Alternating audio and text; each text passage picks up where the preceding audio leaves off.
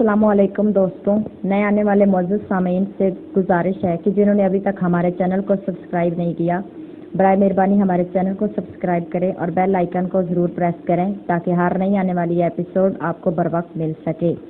Novel snack circle, مصنف نظر کریم M اے، episode 3۔ یس colonel David نے تیز لہجے میں کہا۔ سر، پرائم منسٹر ہاؤس سے ایک ٹیپ آیا ہے۔ دوسری طرف سے جواب دیا گیا۔ اوہ اچھا، سنو، فرنیک کو کہو کہ یہ ٹیپ سنے اور پھر میرے پاس آئے، کرنل ڈیوڈ نے تیز لہجے میں کہا اور ریسیور رکھ دیا۔ فرنیک GP5 کے اس شعبے سے متعلق تھا جو فلسطینی گروپ کا کھوج لگاتا رہتا تھا، اس لیے اسے یقین تھا کہ فرنیک ہی عمران سے بات کرنے والی آواز کو پہچان سکے گا۔ تقریباً 10 منٹ بعد دفتر کا دروازہ کھلا اور ایک آدمی اندر داخل ہوا۔ آؤ فرنیک، تم نے وہ ٹیپ سن لیا ہے؟ کرنل ڈیوڈ نے نرم لہجے میں پوچھا۔ یس کرنل، فرنیک نے میز کی دوسری طرف موجود کرسی پر بیٹھتے ہوئے مؤدبانہ لہجے میں جواب دیتے ہوئے کہا۔ کیا تم نے آواز پہچانی ہے؟ کرنل ڈیوڈ نے اشتیاق آمیز لہجے میں پوچھا۔ ایک آواز تو پہچان لی ہے کرنل، جبکہ دوسری نہیں پہچانی جا سکی، فرنیک نے جواب دیا۔ کون سی؟ کرنل ڈیوڈ نے چونک کر پوچھا۔ ابو السلام کی کرنل، فرنیک نے جواب دیا اور کرنل ڈیوڈ بے اختیار اچھل کر کرسی سے اٹھ کھڑا ہوا۔ اوہ ہو، تو یہ آواز ابو السلام کی تھی؟ کیا تم نے صحیح طور پر پہچانا ہے؟ کرنل ڈیوڈ نے انتہائی حیرت بھرے لہجے میں کہا۔ یس کرنل، مجھ سے زیادہ بھلا ابو السلام کی آواز کو اور کون پہچان سکتا ہے؟ البتہ دوسری آواز میں نہیں پہچان سکا، فرنیک نے جواب دیا۔ اسے چھوڑو۔ تو اسرائیل کے خلاف یہ عام ترین خفیہ اطلاع اس بار ابو السلام نے دی ہے عمران کو۔ میں اس ابو السلام کا خون پی جاؤں گا، میں اس کی ہڈیاں چبا جاؤں گا، کرنل ڈیوڈ نے انتہائی غصیلے لہجے میں کہا اور ساتھ ہی بری طرح مٹھیاں بھینچ لی۔ اس کا چہرہ غصے کی شدت سے ٹماٹر کی طرح سرخ ہو رہا تھا۔ کرنل، اس کا کوئی سراغ باوجود ہماری کوشش کے آج تک ابو السلام کا نہیں لگایا جا سکا۔ وہ فلسطینیوں کے سب سے خطرناک گروپ کا چیف ہے، فرنیک نے جواب دیا، اور کرنل ڈیوڈ اس طرح واپس کرسی پر گرا جیسے اچانک غبارے میں سے ہوا نکل جاتی ہے۔ اوہو واقعی، تو اب کیا کیا جائے؟ کچھ کرو فرنیک، کچھ کرو، اس کا کوئی سراغ بتاؤ، کرنل ڈیوڈ نے بڑے ڈھیلے سے لہجے میں کہا۔ ہم کوشش کر رہے ہیں جناب، جیسے ہی کوئی سراغ ملے گا ظاہر ہے اس کی اطلاع فوراً آپ کو دے دی جائے گی، فرنیک نے جواب دیا۔ خاک کوشش کر رہے ہو احمق آدمی، کیا کوشش کی ہے تم نے؟ بولو، بتاؤ، آخر اب تک کیا ہے تم نے؟ بتاؤ مجھے، کوئی سراغ بتاؤ، اس کا کوئی آدمی بتاؤ، کوئی نہ کوئی، ابھی اور اسی وقت بتاؤ ورنہ میں تمہیں گولیوں سے اڑا دوں گا۔ کرنل ڈیوڈ غصے کی شدت سے فرنیک پر ہی الٹ گیا۔ سر، صرف ایک آدمی کے بارے میں معلوم ہوا ہے کہ وہ ابو السلام کے بارے میں کچھ جانتا ہے، لیکن فرنیک فقرہ ادھورا چھوڑ کر خاموش ہو گیا۔ اس کے چہرے پر تذبذب اور ہچکچاہٹ کے آثار نمایاں تھے۔ لیکن رک کیوں گئے؟ آگے بکو اور اس کا نام بتاؤ، جلدی بولو، کرنل ڈیوڈ نے انتہائی بے چین سے لہجے میں کہا۔ گرین ووڈ کلب کا مالک جارج شمیر، جو پریزیڈنٹ صاحب کا بھتیجا ہے، فرنیک نے جواب دیا، اور کرنل ڈیوڈ کے چہرے پر یکلخت حیرت کے آثار نمایاں ہو گئے۔ کیسے معلوم ہوا کہ وہ جانتا ہے؟ کرنل ڈیوڈ نے ہونٹ چباتے ہوئے کہا۔ ایک بار اس کی فون کال چیک ہوئی تھی، اس نے ابو السلام کا نام لیا تھا، فرنیک نے جواب دیا۔ کب کی بات ہے؟ کرنل ڈیوڈ نے آگے کی طرف جھکے ہوئے پوچھا۔ 6 ماہ پہلے کی، فرنیک نے جواب دیا۔ لیکن تم نے مجھے رپورٹ کیوں نہیں دی؟ کرنل ڈیوڈ نے غصیلے لہجے میں کہا۔ میں نے آپ کو تحریری رپورٹ بھجوائی تھی، لیکن آپ نے اس پر لکھ دیا تھا کہ یہ رپورٹ غلط ہے، فرنیک نے جواب دیا۔ اوہ ہاں، مجھے یاد آ گیا، کرنل ڈیوڈ نے انتہائی ڈھیلے سے لہجے میں کہا۔ میں نے پھر بھی اس کی نگرانی کرائی تھی جناب، لیکن کچھ معلوم نہ ہو سکا، البتہ اس کا ایک عرب ملازم ہے، احمد خالد، اگر اسے ٹٹولا جائے تو شاید کچھ معلوم ہو سکے۔ لیکن آپ جانتے ہیں کہ جناب جارج شمیر کے ہاتھ کتنے لمبے ہیں، فرنیک نے کہا۔ کتنے بھی لمبے ہوں، کرنل ڈیوڈ سے لمبے نہیں ہو سکتے۔ تم اس احمد خالد کو فوراً اس طرح اغوا کرا کر ہیڈ کوارٹر لے آؤ کہ کسی کو پتہ بھی نہ چل سکے کہ اسے کون اٹھا کر لے گیا، پھر میں دیکھتا ہوں کہ یہ کس طرح زبان نہیں کھولتا۔ کرنل ڈیوڈ نے زور سے میز پر مکہ مارتے ہوئے کہا۔ حکم کی تعمیل ہوگی، فرنیک نے کرسی سے اٹھ کر کھڑے ہوتے ہوئے کہا۔ فوری تعمیل ہونی چاہیے، فوری، کرنل ڈیوڈ نے چیخ کر کہا، اور فرنیک خاموشی سے مڑ کر کمرے سے باہر نکل گیا۔ سیاہ رنگ کی کار جنوبی سرحدی پٹی کی طرف جانے والی سڑک پر پوری رفتار سے دوڑتی ہوئی آگے بڑھی جا رہی تھی۔ ڈرائیونگ سیٹ پر ایک نوجوان بیٹھا ہوا تھا، یہ رابرٹ تھا، جم مارکر کا نمبر 2، جبکہ اگلی سیٹ پر جم مارکر خود تھا۔ تمہیں یقین ہے رابرٹ کہ تمہیں درست اطلاع ملی ہے؟ جم مارکر نے ہونٹ چباتے ہوئے کہا۔ یس باس، قصبے کے سردار زید کے ڈیرے میں 8 اجنبی مردوں اور ایک عورت کو دیکھا گیا ہے۔ ये लोग कमांडोज यूनिफॉर्म में थे। फिर सरदार जैद का लड़का हारिस उनसे आकर मिला। फिर रात को वो लोग ऊँटों पर बैठकर सहरा में कहीं चले गए। रॉबर्ट ने जवाब दिया, वो तो मैंने सुन लिया, लेकिन हो सकता है वो कमांडोज का ही कोई ग्रुप हो। जिम मार्कर ने कहा, मुझे भी यही ख्याल आया था, इसलिए मैंने इत्तला मिलती फौरन कमांडोज हेडक्वार्टर से राब्ता कायम किया। वहाँ से वाज़ेह तौर पर बता दिया गया कि कोई कमांडोज ग्रुप इस इलाके में नहीं भेजा गया, जिससे ये बात तय हो गई कि यही हमारा मतलूबा ग्रुप है, रॉबर्ट ने कहा। और जिम मार्कर ने इस बात में सर हिला दिया। तकरीबन 1 घंटे तक कार मुसलसल चलती रही। फिर एक मोड़ काट कर जैसे ही आगे बढ़ी और इसे एक छोटे से गांव के आसार नजर आने लग गए। सड़क के किनारे 2 पुलिस जीपें मौजूद थी। 10-12 मुसल्लह सिपाही जीपों से बाहर निकलकर सड़क के किनारे खड़े थे। रॉबर्ट ने कार उनके करीब जाकर रोक दी। कमांडर जेरूफ कहाँ है? रॉबर्ट ने खिड़की से सर बाहर निकालते सिपाहियों से पूछा। कमांडर साहब जीप में हैं जनाब, सिपाही ने यकलक मुदवाना आवाज में जवाब दिया, क्योंकि कार नजदीक आने पर उन्होंने कार पर मौजूद सीक्रेट सर्विस का मखसूस निशान देख लिया था। उसी लम्हे एक उधेड़ उम्र आदमी जिसे पुलिस यूनिफॉर्म पहनी हुई थी और कांधों पर बहुत से स्टार भी मौजूद थे, अपनी पी कैप ठीक करता हुआ जीप से उतरकर तेजी से कार की तरफ बढ़ा। पुलिस कमांडर आप हैं? रॉबर्ट ने कहा। यस सर, कमांडर ने जवाब दिया। आप हैं chief of secret service gym marker? Robert ने अगली सीट पर बैठे हुए जिम मार्कर की तरफ इशारा करते हुए कहा। और पुलिस कमांडर ने फौरन ही अखरी खिड़की के सामने जाकर बाकायदा जोरदार सलूट कर दिया। दूसरे लम्हे तमाम सिपाहियों के जोरदार सलूटों से फिजा गूंज उठी। आगे बैठ जाइए कमांडर, जिम मार्कर ने सर्द लहजे में कहा। यस सर, कमांडर ने इंतहाई मौदवाना लहजे में कहा और जल्दी से दरवाजा खोलकर अगली सीट पर इस तरह बैठ के कि उसका मुंह अखबी तरफ ही रहा। इस कस्बे ताका के सरदार जैद के बारे में आप क्या जानते हैं? जिम मार्कर ने पूछा। बहुत अच्छा आदमी है जनाब, हुकूमत से मुकम्मल और भरपूर तावन करता है, पुलिस कमांडर ने फौरन जवाब दिया। उसका बेटा हारिस? जिम मार्कर ने सिरसराते हुए लहजे में कहा। हारिस उसका बड़ा बेटा है जनाब, और तेल अवीव में मुलाजम है जनाब। बहुत अच्छा लड़का है, हुकूमत का खिदमत गुजार है। पुलिस कमांडर पूरी तरह बाप बेटे के हक में बोल रहा था। सुनो, हम इस वक्त इंतहा मामले पर काम कर रहे हैं और इस मामले के लिए प्राइम मिनिस्टर साहब ने मुझे डबल रेड अथॉरिटी कार्ड जारी कर दिया है। इससे तुम्हें इस काम की अहमियत समझ में आ जाएगी। जिम मार्कर ने तेज लहजे में कहा। यस सर, हमें पहले इतला मिल चुकी है जनाब, इसलिए तो हम यहाँ आपके मुंतजिर थे जनाब। पुलिस कमांडर ने दांत निकालते हुए इंतहाई खुशामदाना लहजे में कहा। सुनो, हमें इतला मिली है कि दुश्मन एजेंटों का एक ग्रुप जिसका ताल्लुक पाकिस्तान से है और वो एक औरत और 8 मर्दों पर मुश्तमिल है, कस्बा तागा के सरदार जैद के डेरे में देखा गया है और फिर उसका बेटा हारिस उन्हें ऊँटों पर बिठाकर रात को कहीं ले गया है। हमने इस ग्रुप को हर सूरत में ट्रेस करना है, हर सूरत में, चाहे हमें इस कस्बे के एक आदमी के सीने में गोलियों का ब्रश क्यों न उतारना पड़े, पूरे गांव को बमों से क्यों न उड़ाना पड़े, समझ गए? जिम मार्कर ने तेज लहजे में कहा। सर, ये कस्बा अरबों का है, अगर हमने वहाँ खुलेआम तशद्दुद किया तो सूरत हाल बिगड़ भी सकती है। यहाँ से करीब ही हमारी चौकी है, आप वहाँ चले, मैं सरदार जैद को वहाँ बुलवा लेता हूँ, उसके बाद आप बेशक उससे पूछ कर ले, पुलिस कमांडर ने कहा। ठीक है, कहाँ है चौकी? जिम मार्कर ने इस बात में सर हिलाते कहा। मैं जीप में बैठकर आपकी रहनुमाई करता हूँ सर, पुलिस कमांडर ने कहा। जिम मार्कर ने सर हिलाने पर वो नीचे उतरा और उसे चीख कर सिपाहियों को जीपों में बैठने के अहकाम जारी करने शुरू कर दिए। थोड़ी देर बाद एक जीप कार के आगे और दूसरी कार के पीछे हो गई और रॉबर्ट ने कार आगे बढ़ा दी। मशरक की तरफ जाने वाली एक बाई रोड पर चलते हुए थोड़ी दूर बनी हुई एक खाकी रंग की छोटी सी इमारत में पहुंच गए। सुनो, सरदार जैद के साथ साथ अगर उसका लड़का हारिस हो तो उसे भी जरूर ले आना, पुलिस कमांडर की रहनुमाई में उनके कमरे में पहुंचते जिम मार्कर ने कहा। और पुलिस कमांडर ने इस बात में सर हिला दिया और तेजी से मुड़कर कमरे से बाहर चला गया। फिर तकरीबन 1 घंटे के शदीद इंतजार के बाद दरवाजा खुला और एक बूढ़ा अरब और एक नौजवान लड़का अंदर दाखिल हुए। उनके पीछे पुलिस कमांडर और 2 मुसल्लह सिपाही थे। ये जनाब कस्बे का सरदार जैद और ये उसका बेटा हारिस है। मैंने आपके मुतालिक इन्हें बता दिया जनाब, ये हमसे पूरा ताउन करने के लिए तैयार हैं जनाब, पुलिस कमांडर ने कहा। सरदार जैद, कमांडोज का वो ग्रुप कहाँ है जो तुम्हारे डेरे में देखा गया? जिम मार्कर ने इंतजार दरवाजे में कहा। वो रात को ही चले गए थे जनाब, सरदार ने जवाब दिया। कहाँ? जिम मार्कर ने सर्द लहजे में पूछा। जनाब, वो इसराइली कमांडोज थे, वो मुझे कैसे बता सकते थे कि वो कहाँ जा रहे हैं? हम तो खिदमत गुजार है, खिदमत करते हैं, सरदार जैद ने बड़े महजब लहजे में बात करते हुए कहा। हारिस उन्हें ऊँटों पर बिठाकर सहरा में ले गया था, कहाँ छोड़ा था तुमने उन्हें? जिम मार्कर ने उठकर हारिस सामने आकर खड़े होते हुए पूरा खत लहजे में कहा। जनाब, मैं तेल अवीव से छुट्टी पर आया था कि मुझे सरदार ने उनके मुतालिक बताया।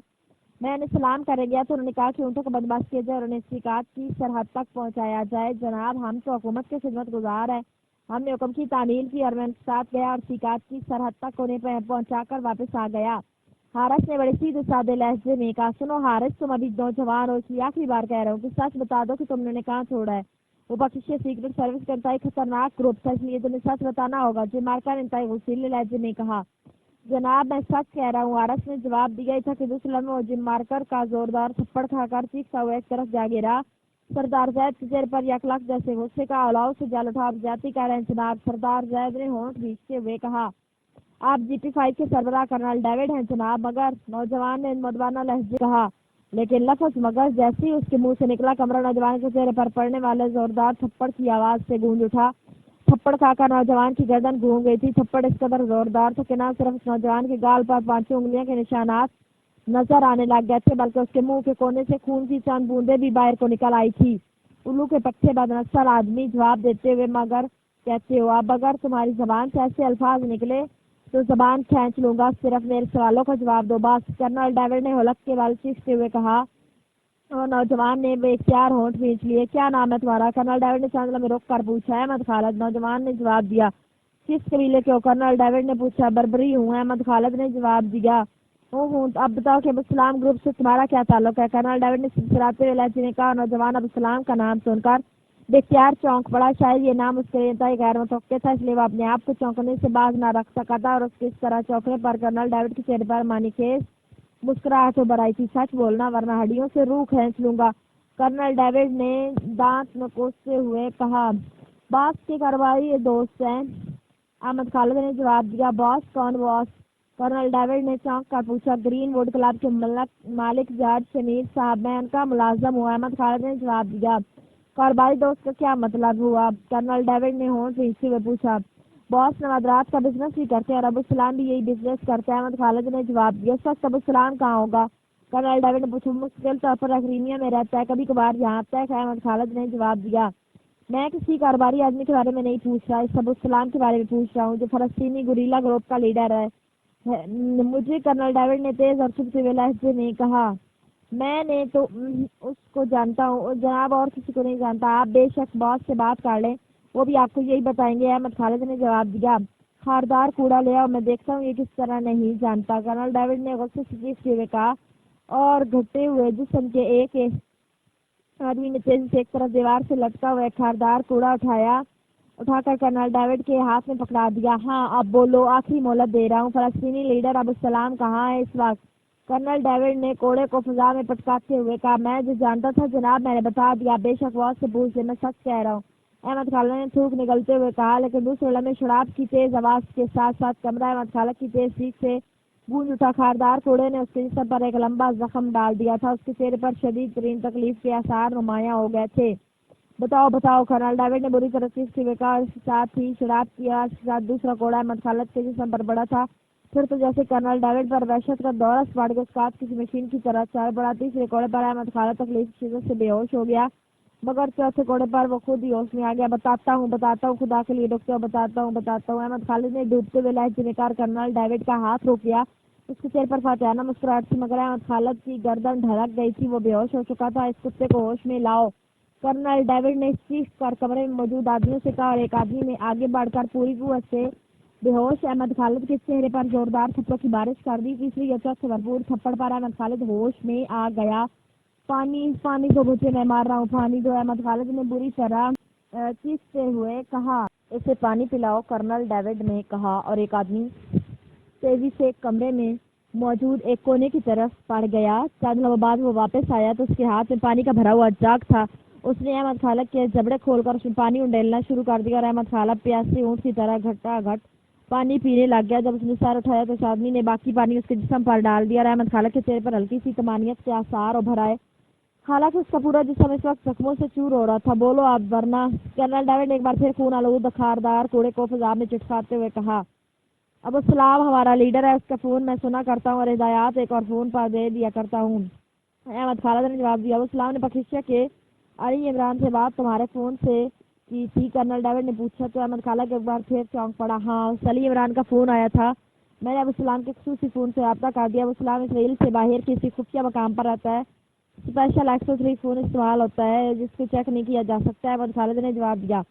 آخری بار علی عمران نے رابطہ کب کیا تھا؟ کرنل ڈیوڈ نے پوچھا۔ 4 روز پہلے سے ابوالسلام کو بتایا تھا جو اپنے ساتھی سمیت ہیلی کاپٹر کے ذریعے جنوبی سرحدی قصبے طاقہ پہنچ رہا ہے۔ وہاں کا سردار زید ابو السلام کا خاص آدمی ہے۔ چنانچہ ابو السلام نے زید کو ان کے استقبال کے لیے خفیہ پیغام بھجوا دیا۔ احمد خالد نے جواب دیا، طاقہ ٹھیک ہے، کیا ابو السلام یہاں بھی آتا ہے؟ کرنل ڈیوڈ نے مسرت بھرے لہجے میں کہا، جی ہاں، کبھی کبھی، ویسے زیادہ تر اس کے فون ہی آتے ہیں۔ احمد خالد اب تیر کی طرح سیدھا ہو چکا تھا، اس لیے بلا کسی رکاوٹ کے جواب دیے چلا جا رہا تھا۔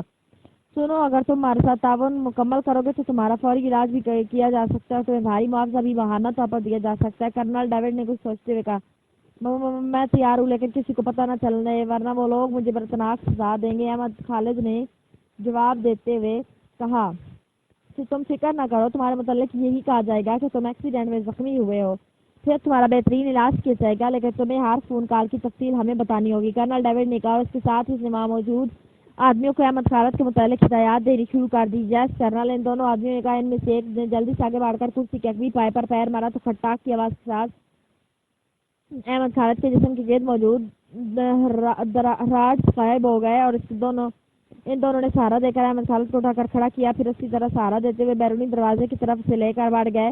کرنل ڈیوڈ اس کے باہر جانے تک وہیں کھڑا رہا، پھر تیز قدم اٹھاتا باہر نکلا اور انتہائی تیز رفتاری سے مختلف راہداریوں سے گزرتا ہوا اپنے دفتر کی طرف بڑھ گیا۔ میجر ہیری کو بھیجو فوراً، ابھی اسی وقت۔ اس نے انٹر کام کا ریسیور اٹھا کر ایک بٹن دباتے ہوئے چیخ کر کہا اور پھر ریسیور رکھ دیا۔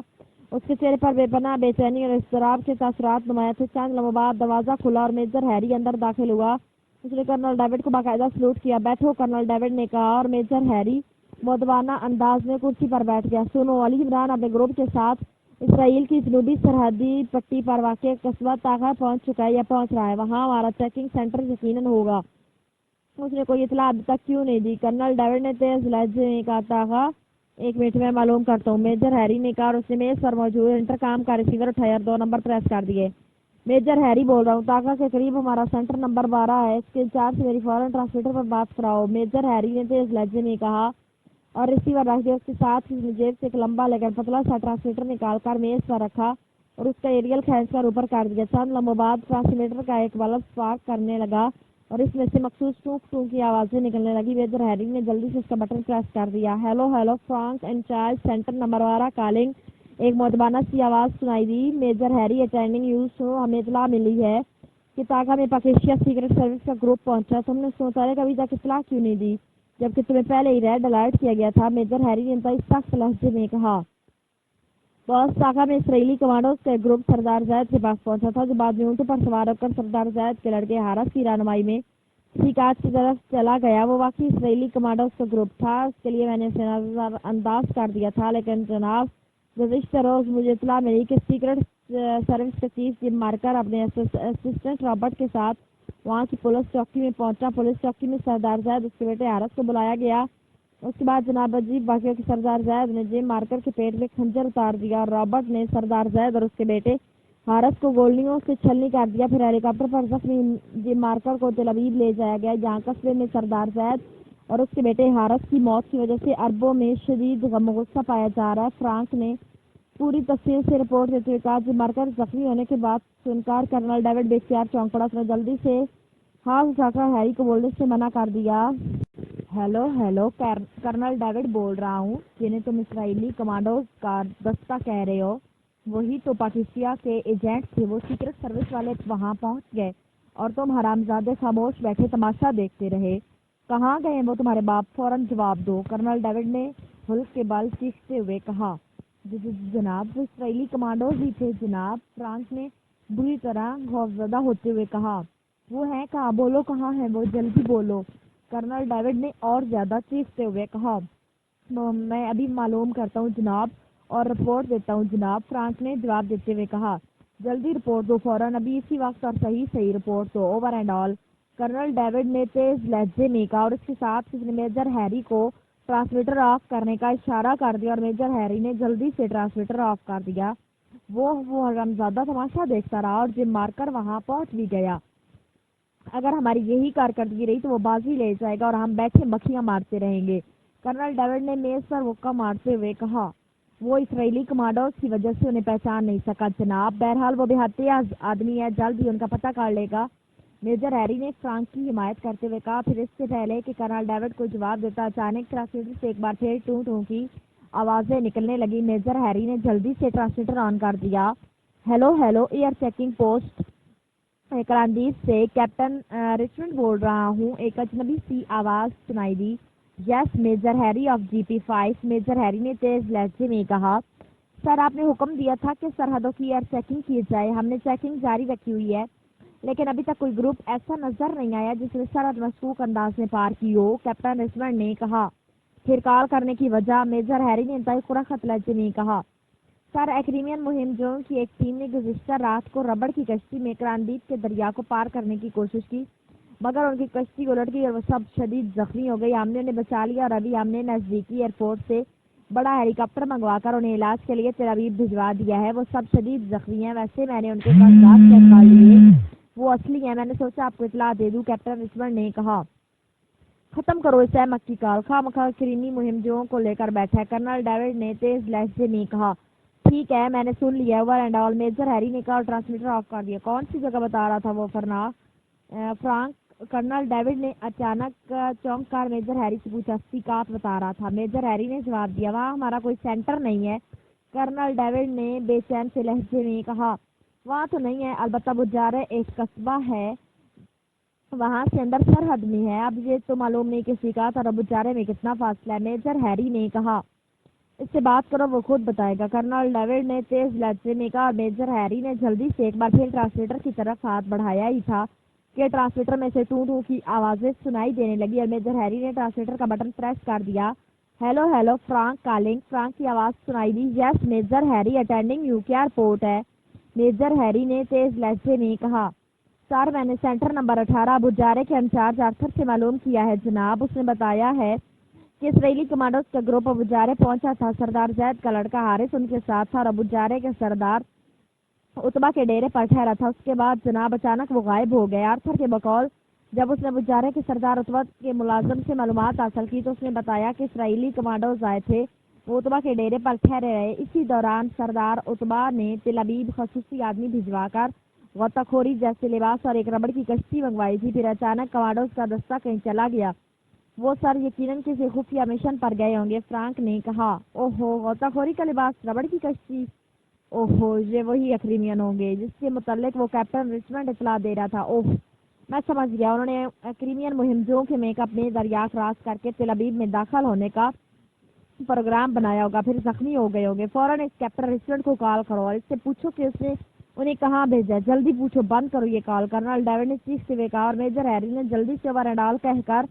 ٹرانسمیٹر کا بٹن آف کیا اور پھر تیزی سے اس پر نئی فریکوینسی ایڈجسٹ کرنے میں مصروف ہو گیا۔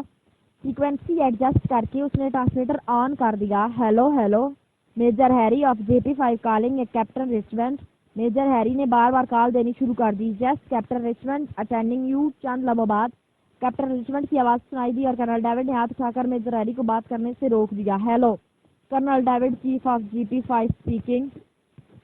کرنل ڈیوڈ انتہائی تیز اور اضطراب بھرے لہجے میں چیخ کر بات کرتے ہوئے کہا اور میجر ہیری نے اس کے اوپر کہنے پر جلدی سے بٹن دبا دیا۔ یس سر، دوسری طرف سے کیپٹن رچمنڈ کی مؤدبانہ آواز سنائی دی۔ کیپٹن رچمنڈ، تم نے ان ایکریمی مہم جوؤں کو کس ہیلی کاپٹر پر بھیجا ہے، کہاں بھیجا ہے اور کب بھیجا ہے؟ کرنل ڈیوڈ نے ہل کے بل چیختے ہوئے کہا۔ جناب ایئر فورس کے ہیلی کاپٹر پر تل ابیب کے جنرل ہسپتال بھجوایا ہے جناب، اور انہیں پرواز کیے ہوئے 2 گھنٹے گزر چکے ہیں، وہ تو اب ہسپتال پہنچ بھی چکے ہوں گے، کیپٹن رچمنڈ نے جواب دیتے ہوئے کہا۔ کتنے آدمی تھے، پوری تفصیل بتاؤ، کرنل ڈیوڈ نے چیخ کر پوچھا۔ 1 عورت اور 8 مرد تھے جناب، کیپٹن رچمنڈ نے جواب دیا۔ کیا وہ شدید زخمی تھے یا عام زخمی تھے، کرنل ڈیوڈ نے پوچھا۔ فریکچر تو نہیں تھا لیکن تھے وہ شدید زخمی، ہم نے ان کی ابتدائی بینڈیج تو کر دی تھی لیکن ان کا مکمل علاج چونکہ ہسپتال میں ہی ہونا تھا اس لیے میں نے انہیں ہسپتال بھجوا دیا، چونکہ وہ ایکریمین تھے اس لیے مجھے مجبوراً ہیلی کاپٹر پر انہیں بھجوانا پڑا، کیپٹن رچمنڈ نے کہا۔ بند کرو، جلدی بند کرو اسے، کرنل ڈیوڈ نے چیخ کر کہا اور خود اس نے ٹیلی فون کا ریسیور جھپٹ کر اٹھایا، کراڈل کو ٹیپ کرنے لگا۔ یس سر، دوسری طرف سے ہیڈ کوارٹر ایکسچینج کے آپریٹر کی آواز سنائی دی۔ جنرل ہسپتال کے انچارج ڈاکٹر سے بات کراؤ میری، جلدی سے، کرنل ڈیوڈ نے ہلکے بال چیختے ہوئے کہا اور ریسیور واپس کراڈل پر پٹک دیا۔ اس دوران major Harry over and all کہہ کر ٹرانسمیٹر آف کر چکا تھا۔ کرنل ڈیوڈ کے چہرے پر بیک وقت امید اور بے چینی کے تاثرات نمایاں تھے۔ چند لمحوں بعد فون کی گھنٹی بج اٹھی اور کرنل ڈیوڈ نے اس طرح ریسیور جھپٹ کر اٹھایا جیسے اس کال سے حفظ تکلیم کا خزانہ ملنے کی خوشخبری سنائی جانے والی ہو۔ ڈاکٹر جیکب سے بات کیجیے سر۔ دوسری طرف سے آپریٹر نے مؤدبانہ آواز سنائی دی۔ ہیلو، ڈاکٹر جیکب بول رہا ہوں۔ چند لمحوں بعد ایک باوقار سی آواز سنائی دی۔ کرنل ڈیوڈ بول رہا ہوں، ایئر فورس کے ہیلی کاپٹر پر آج شدید زخمی اکریمین آپ کے اسپتال پہنچے ہیں۔ وہ اس وقت کس پوزیشن میں ہیں؟